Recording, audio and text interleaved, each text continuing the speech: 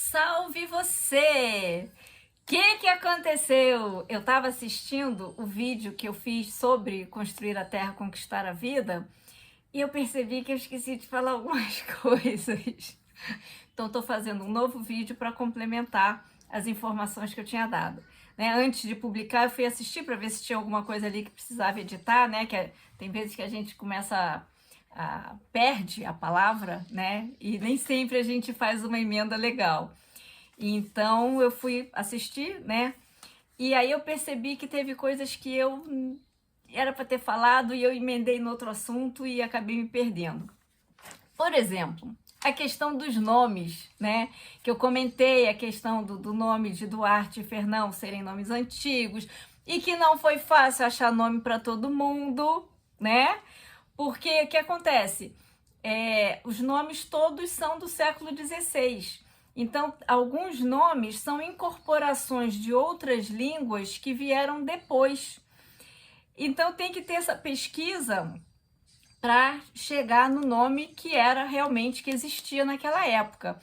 E aí, eu encontrei uma referência, eu já não vou lembrar em que livro que foi, que o nome José, por exemplo, porque na hora que você não sabe que nome que vai usar, eu recorro à Bíblia, porque são nomes muito antigos e que, né, a gente numa civilização católica, né, eu trabalho sempre essas épocas mais antigas, a gente tem tradição católica ou até mesmo que sejam protestantes, sempre tem nessa coisa cristã. Então a Bíblia é um ponto de referência sempre válido. Então José é um nome bíblico, né? E aí eu uso José, João, Mateus, Lucas. Evito nomes que ficaram caracterizados muito como nomes judaicos, tipo Abraão, Jacó, né? Mas os nomes, tipo, do Novo Testamento, todos estão liberados, né? E aí tem José. E eu encontrei uma referência de que José era um nome raro no século XVI. Tanto que José de Anchieta, né, o nosso jesuíta, nosso apóstolo do Brasil, né, agora já canonizado santo, ele assinava simplesmente José porque ele era praticamente o único José que tinha aqui no Brasil. Então, se ele dissesse, não precisava dizer que era Anchieta, ele assinando José, todo mundo já sabia quem ele era, né? Então, é um cuidado que eu tive que ter, embora seja um nome possível, né, que existia na época, né, que é essa fonte bíblica, não podia usar. E aí eu fiquei sem um nome de homem para usar, né? Mas, então, todos esses cuidados que a gente tem que ter. E eu vou tentar achar aqui rapidamente um livro que me ajudou muito. Só um instantinho.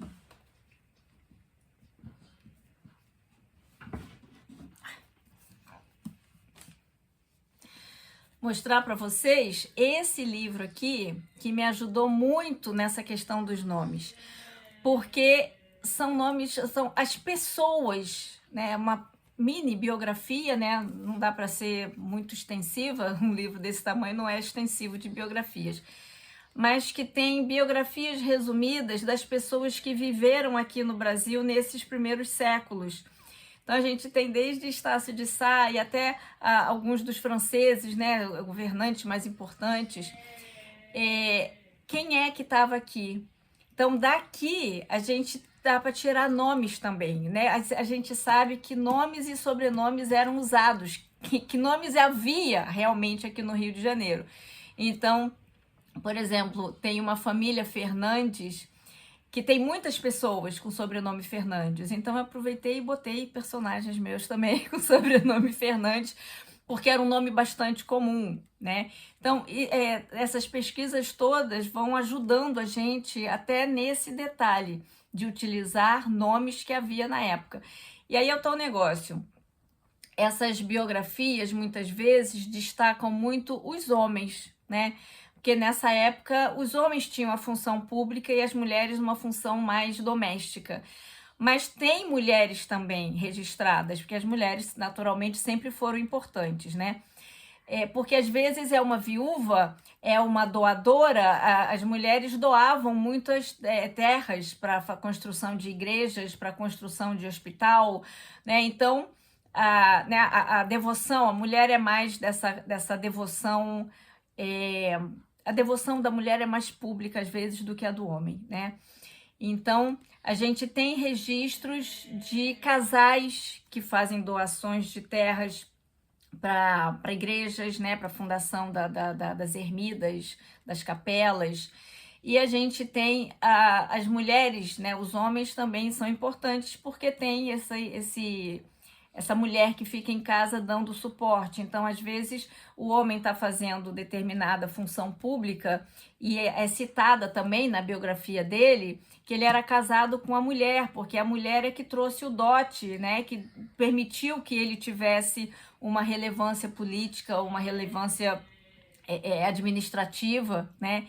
Então, também tem registro de mulheres aqui, inclusive, né? E aí daí a gente vai tirando o nome para os personagens, né? É uma fonte maravilhosa as biografias das pessoas que existiram na época. E aí eu percebi também que eu esqueci de falar dos jesuítas, que foram muito importantes aqui. Os jesuítas vieram com Estácio de Sá para fundar a cidade, vieram depois com Mendes de Sá para ajudar a libertar, né? Tem registro de que o José de Anchieta, né?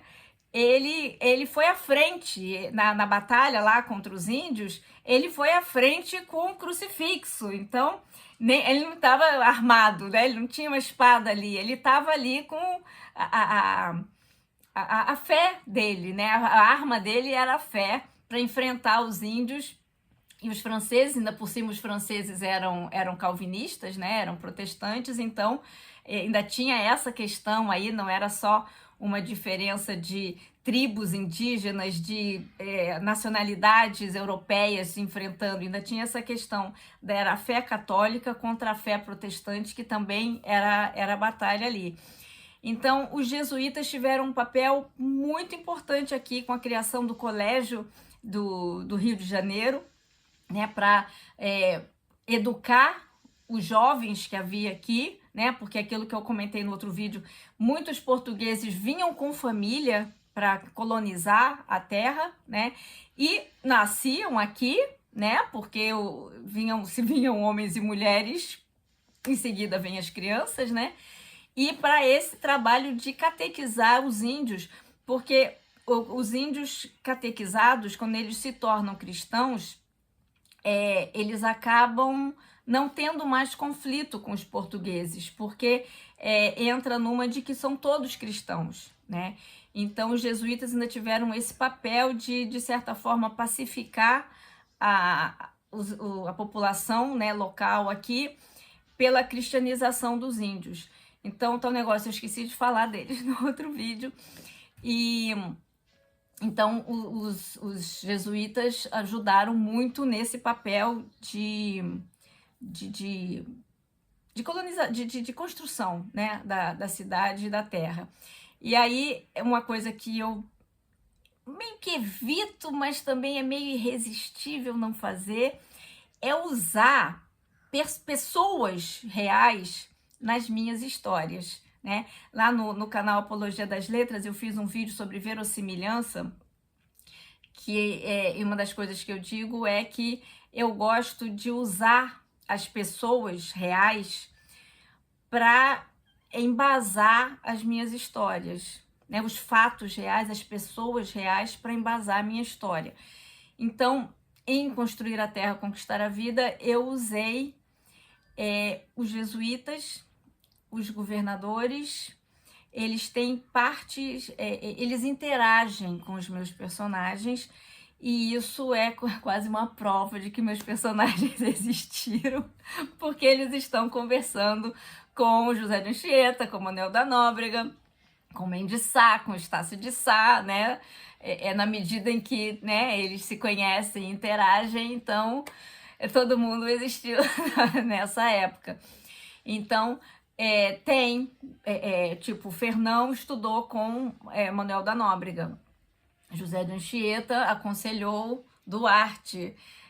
O Mendiçá deu uma moeda de prata para Duarte, né, em pagamento lá pela batalha.